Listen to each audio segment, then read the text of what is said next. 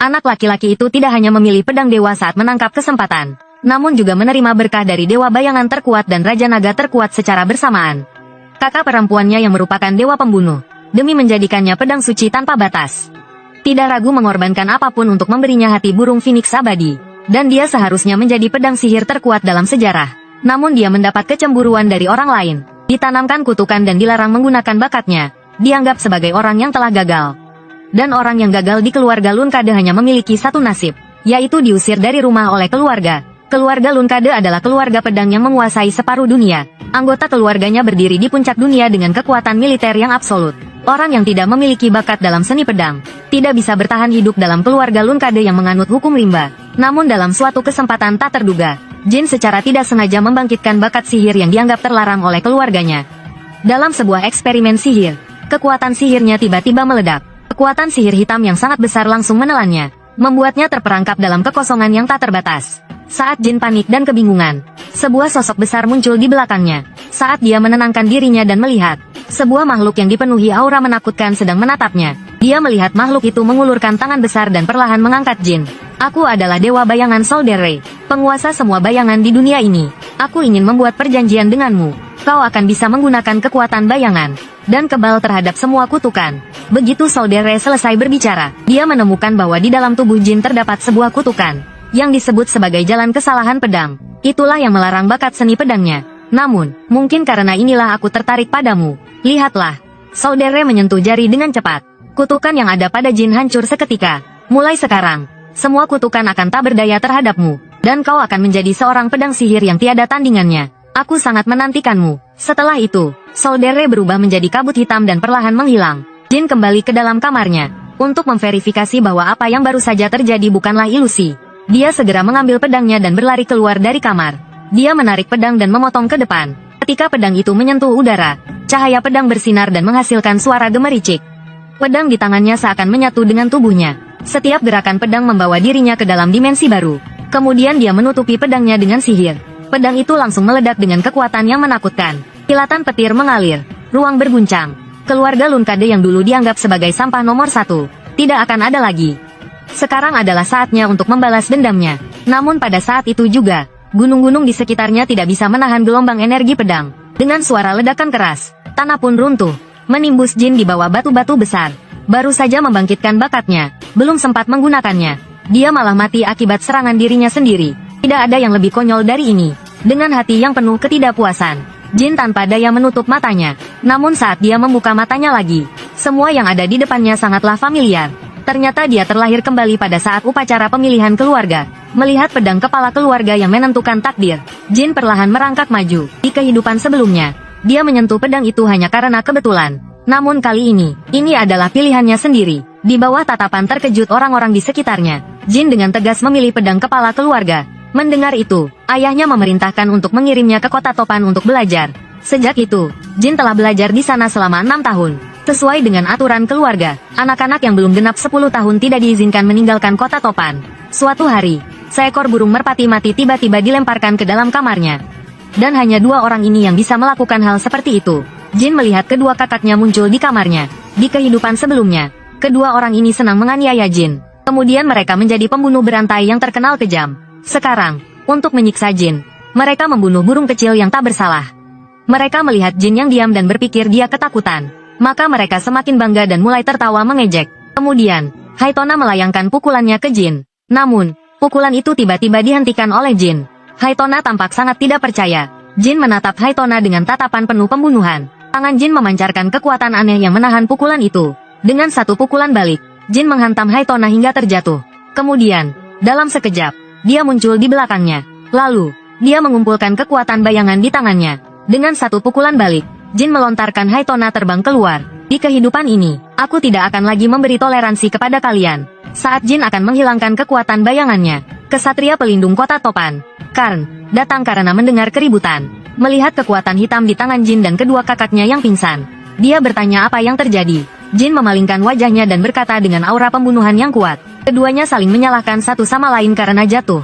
Karn meskipun tidak percaya, tapi tidak berani membantah. Ketika dia bersiap untuk membawa kedua saudara itu ke ruang medis, Jin malah meminta agar Karn membawanya keluar bersama kedua saudaranya. Setelah membuang mereka begitu saja di tengah hujan deras, dia menolak untuk mendengarkan nasihat Karn dan berbalik pergi. Karn teringat kekuatan yang ada di tangan Jin, lebih mirip dengan sihir. Di keluarga Lun Kade yang terkenal dengan seni pedang, sihir dianggap sebagai larangan oleh keluarga. Karena adanya hambatan dari sihir, seni pedang akan sulit mencapai puncaknya. Dan Jin adalah calon kepala keluarga berikutnya. Dia harus melaporkan hal ini kepada kepala keluarga yang sedang menjabat. Karn tidak peduli dengan hujan lebat. Dia segera menunggang kuda dan bergegas menuju garis depan. Sementara Jin memandang Karn yang pergi melalui jendela, namun tidak menghentikannya. Di kehidupan ini, berkat perjanjian dengan Soldere, dia tidak lagi terkutuk untuk kehilangan bakatnya. Aku pasti akan membalikkan kehinaan masa lalu. Ketika ayah yang berada di garis depan mendengar bahwa Jin menunjukkan kekuatan yang diduga sihir, dia segera mengumpulkan pasukan ksatria pelopor keluarga, dengan jumlah yang besar, langsung menuju kota Topan. Dia ingin memastikan dengan sendiri, apakah Jin benar-benar menggunakan sihir, dan juga, apakah dia bisa menjadi kekuatan masa depan keluarga, memimpin keluarga menuju kemakmuran yang lebih besar. Kemudian dia memanggil kedua saudara Haitona untuk mendekat. Namun kata pertama yang keluar membuat mereka bingung. Kalian pikir kalian salah di mana? Kedua saudara itu saling memandang dan membantah. Kami tidak salah. Jin menggunakan kekuatan yang tidak dikenal untuk menyerang kami. Dan sepertinya itu adalah kekuatan sihir terlarang keluarga. Keduanya menunjukkan ekspresi penuh kecemasan. Namun ayah mereka mendengar jawaban itu dengan wajah suram. Jelas tidak puas dengan jawaban itu. Dengan penuh perhatian, dia mengajarkan kepada semua anak-anak yang hadir. Ingatlah, jika kalian punya sikap seperti ini, kalian tidak akan bisa bertahan hidup di keluarga Lun Kade. Bawa Jin kemari. Ayah adalah orang terkuat saat ini. Namun setelah mencapai batas semi-dewa, dia kehilangan semua perasaan manusia. Menjadi sosok yang hanya peduli dengan kemakmuran keluarga. Jin yang tidak memiliki bakat dalam seni pedang di kehidupan sebelumnya. Bagi ayahnya, dia seperti orang transparan. Namun sekarang berbeda. Kehidupan ini, Jin tidak akan membiarkan siapapun mengabaikannya. Di bawah tatapan para ksatria pelopor yang kuat, Jin dengan serius berlutut dengan satu lutut. Hormat kepada kepala keluarga. Mendengar itu, ayahnya sedikit terkejut. Kenapa kamu memanggilku kepala keluarga dan bukan ayah? Jin memberikan jawabannya. Hari ini ada lebih dari 100 anggota keluarga yang hadir. Karena itu, saya menganggap Anda datang sebagai kepala keluarga. Jadi saya menyebut Anda kepala keluarga. Ayah merasa puas dengan jawaban Jin. Namun hari ini saya datang karena alasan pribadi. Panggil saya ayah saja. Saya akan mengulang pertanyaan yang saya ajukan kepada saudara-saudaramu. Apa yang mereka salah lakukan dalam perselisihan denganmu? Mendengar itu, Jin menggenggam tinjunya dengan erat. Dengan tatapan yang tegas, dia berkata, mereka salah karena tidak membalas dendam padaku. Sebagai anggota keluarga Lun Kade, tanpa peduli dengan hubungan. Di sisi lain, kakak ketujuh, Mary, tersenyum licik setelah mendengar itu. Jelas, jawaban Jin sangat mengena di hatinya. Namun ayahnya terdiam mendengar kata-kata Jin. Setelah beberapa saat, dia meminta semua orang untuk mundur. Begitu kata-kata itu keluar, para ksatria terkejut. Apakah tuan muda kecil sudah melewati ujian dari kepala keluarga? Bahkan kakak ketujuh, Mary, mulai memandang Jin dengan kagum. Ternyata adik kecilku ini cukup hebat. Kemudian hanya tinggal 2 orang di ruang besar. Ayah mulai menanyakan kekuatan apa yang digunakan oleh Jin. Jin meskipun tidak tahu pasti kekuatan Soldere itu apa, itu bukan energi positif maupun sihir. Namun setelah bertahun-tahun penelitian, dia yakin bahwa itu bukanlah sihir. Dia mengulurkan tangan dan mengumpulkan energi. Seberkas energi bayangan muncul di telapak tangannya. Silakan beri nama pada kekuatan ini. Ayah terkejut melihatnya. Matanya menyempit. Ini adalah kekuatan yang pernah dimiliki oleh kepala keluarga pertama. Energi bayangan. Saat itu, ayah sangat terkejut dan hampir tidak percaya. Jin tidak hanya memilih pedang Raja Dewa, namun juga memiliki energi bayangan. Apakah dia benar-benar akan menjadi kepala keluarga berikutnya? Dewa bayangan Soldere pernah membuat perjanjian dengan kepala keluarga pertama. Namun sejak kepala keluarga pertama meninggal, tidak ada lagi yang menggunakan kekuatan ini dalam keluarga Lun Kade. Tak disangka, Tuan Soldere ternyata kembali ke keluarga melalui dirimu. Mendengar itu, Jin bertanya dengan penasaran, apakah Tuan Soldere lebih kuat dari Anda? Ayah berpikir sejenak dan berkata dengan suara berat, berperang melawan dewa, saya belum pernah bertarung melawan dewa, jadi saya tidak tahu jawabannya. Namun, kata-kata ayah mengungkapkan rasa percaya diri yang besar. Apakah kamu ingin melawan dewa dengan tubuh manusia? Tak heran, ini adalah sikap seorang yang terkuat di dunia. Saat itu, ayah tiba-tiba mengulurkan tangan dan mengelus kepala Jin. Tampilanmu sungguh mengejutkan saya. Saya sangat senang bisa bertemu denganmu hari ini. Bagaimana kamu akan menggunakan kekuatan energi bayangan ini? Jin meletakkan tangan di dada dan bersumpah dengan serius. Saya ingin menggunakannya untuk keluarga. Ayah terkejut mendengar jawaban itu. Kemudian dia tertawa terbahak-bahak. Dia langsung menyadari kebohongan Jin. Dengan tindakanmu yang begitu kejam terhadap kedua saudaramu, bagaimana bisa kamu bilang itu untuk keluarga?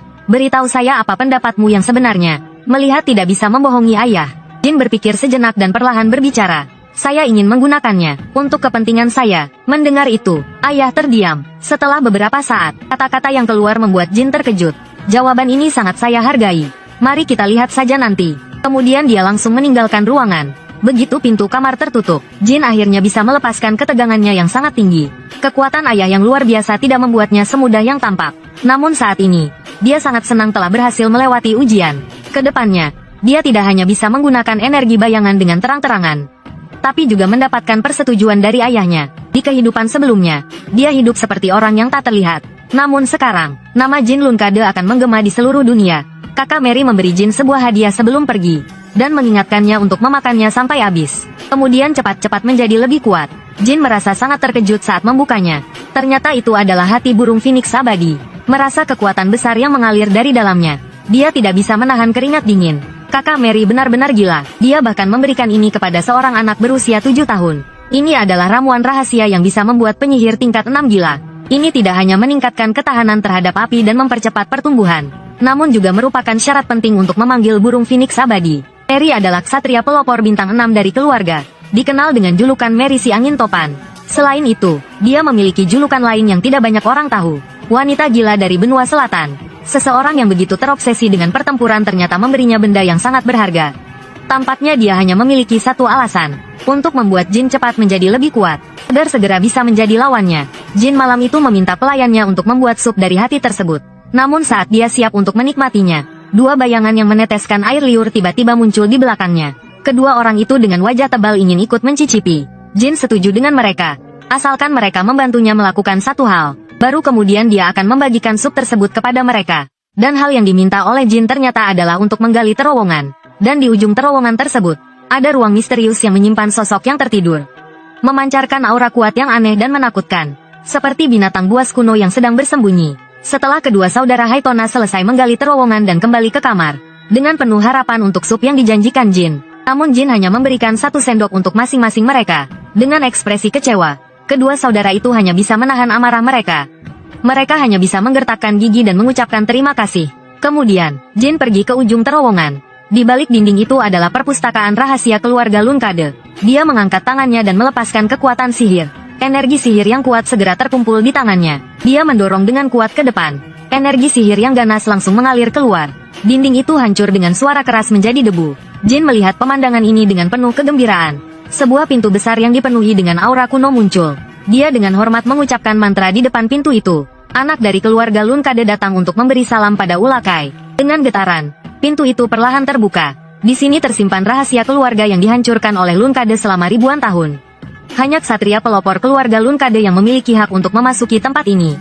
Setelah Jin masuk, yang terlihat di depannya adalah sebuah wadah yang berisi tubuh yang terkurung. Energi sihir hitam yang aneh mengelilingi tubuhnya. Di wajahnya bahkan terdapat sisik kecil. Apakah orang di depan ini bukan manusia? Mengingat kembali mantra yang baru saja dia ucapkan, Jin langsung menyadari, ini adalah penjaga keluarga, naga hitam Ulakai. Dengar-dengar naga hitam Ulakai dikalahkan oleh kepala keluarga pertama dan jatuh tertidur. Tak disangka legenda itu ternyata benar. Namun dia sekarang tidak punya waktu untuk memikirkan ini. Buku-buku rahasia lebih penting baginya. Namun saat dia berbalik, Ulakai di belakangnya bergerak sedikit, hampir tak terlihat. Ketika Jin bersiap untuk menyalin buku rahasia untuk dipelajari, suara langkah kaki tiba-tiba terdengar dari luar pintu. Dia langsung berdiri dengan cemas. Saat dia berusaha mengintip dari balik pintu, sosok hitam tiba-tiba muncul di luar pintu. Ternyata itu adalah naga hitam Ulakai. Jin yang terkejut langsung berpikir cepat. Ini adalah naga pelindung keluarga Lunkade. Selama saya bersikap hormat, saya rasa dia tidak akan membahayakan saya.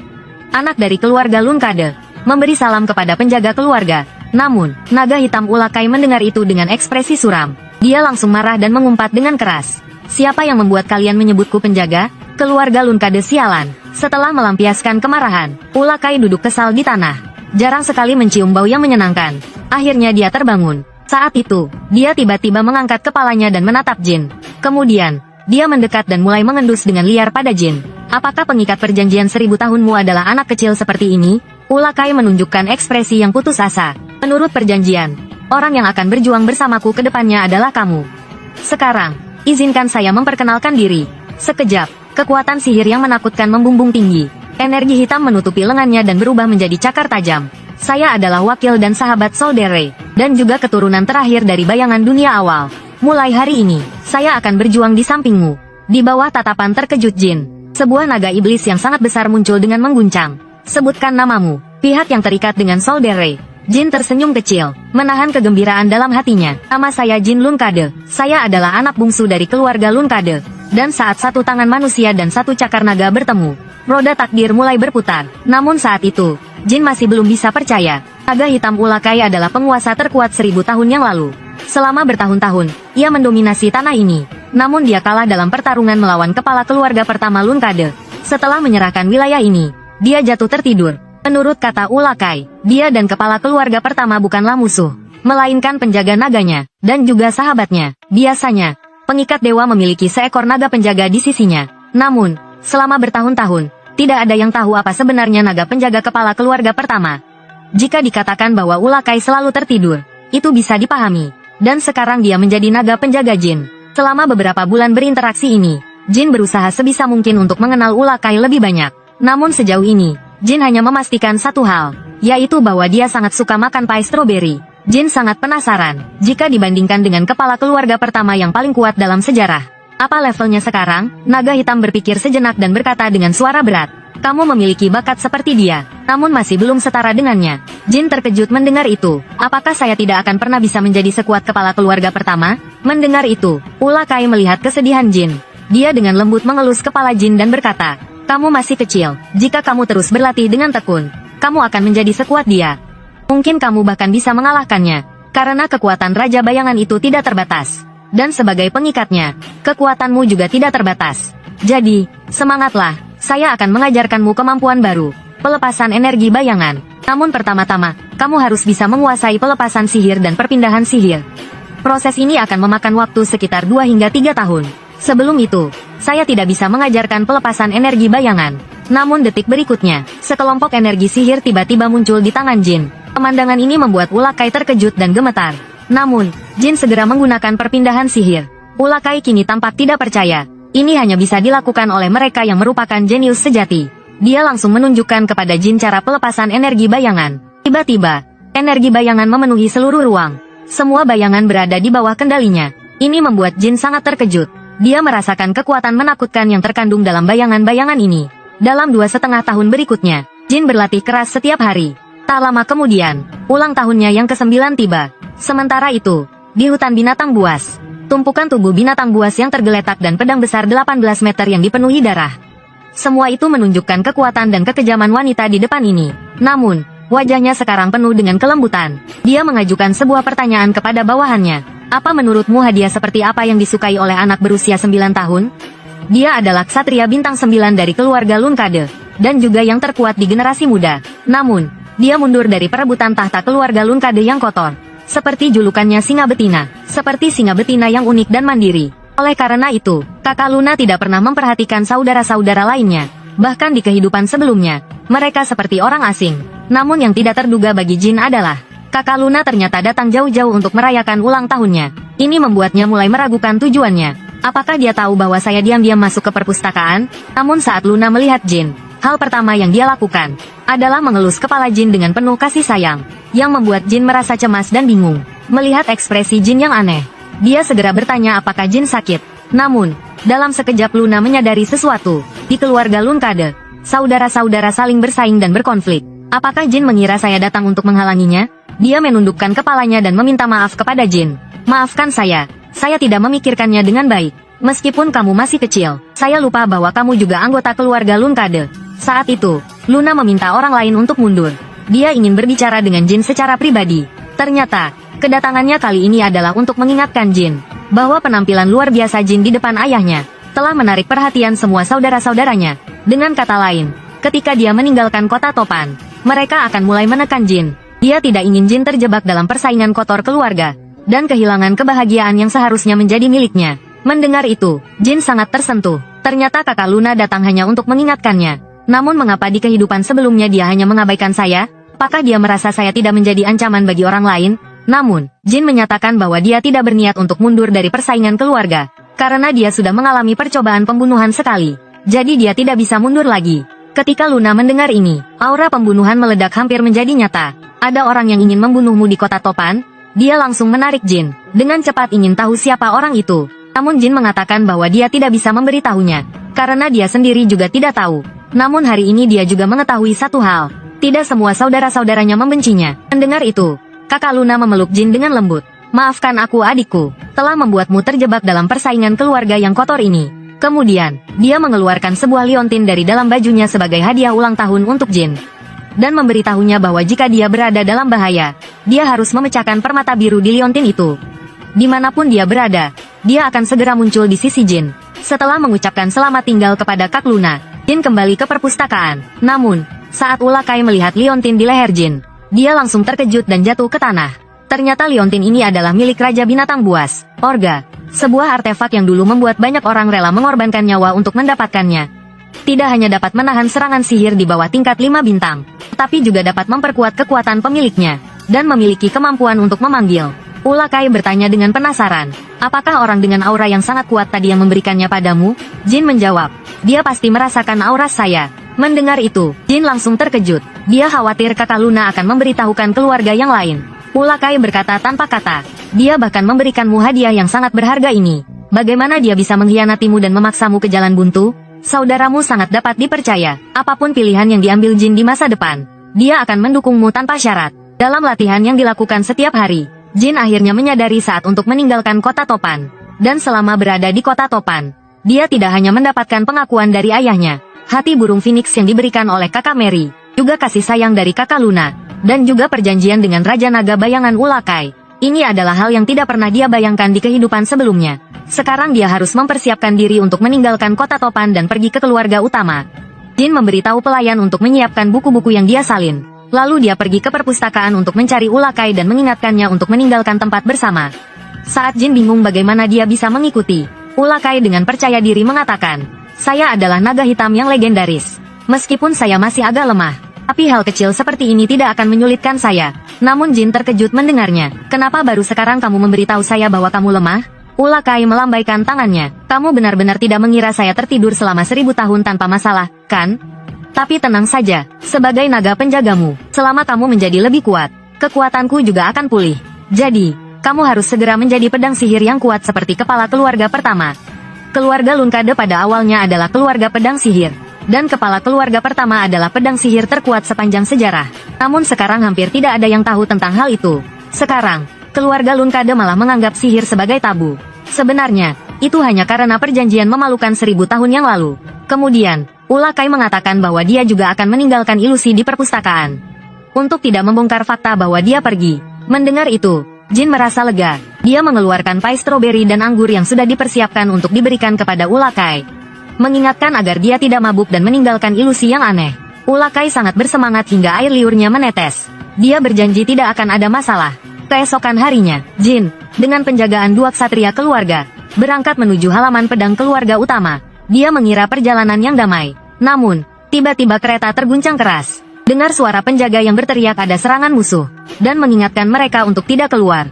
Dia kemudian berlari keluar. Namun, mendengar kata-kata itu, Jin terkejut. Dia segera menarik Gili untuk melarikan diri dari kereta, karena ksatria pelindung keluarga Lunkade tidak akan pernah meninggalkan anak-anak keluarga. Mereka tidak akan pernah meninggalkan anak-anak keluarga. Artinya, salah satu dari 2 orang itu harus tetap berada di sisinya. Jadi, 2 orang itu pasti palsu. Atau mereka adalah pengkhianat. Mungkin ada perangkat tersembunyi di dalam kereta. Kita harus segera meninggalkan tempat ini. Mendengar penjelasan Jin, Gili langsung tersadar. Dia menatap dengan tajam. Kedua tangannya bergerak cepat dan tiba-tiba memunculkan sepasang cakar baja. Mulai sekarang, dia akan mempertaruhkan nyawanya untuk melindungi Jin. Gili mengangkat Jin dan melompat dengan cepat. Dengan kecepatan luar biasa menuju kedalaman hutan. Namun Jin meminta Gili untuk membawanya menemui kedua ksatria itu. Jika kedua ksatria itu adalah musuh, maka yang bertempur bersama mereka pasti adalah sekutu kita. Maka mereka pasti adalah sekutu kita. Dan ketika mereka sampai, mereka benar-benar melihat para penjaga sejati. Mereka adalah keluarga penyihir Yuta dari keluarga Miter dan pasukan tentara bayaran Black Jade. Setelah melihat Jin masih hidup, pemimpin tentara bayaran langsung bergerak cepat untuk melindungi Jin. Ini sepenuhnya memutuskan niat pembunuhan 2 ksatria palsu itu. Sekejap saja mereka dikepung oleh para penjaga.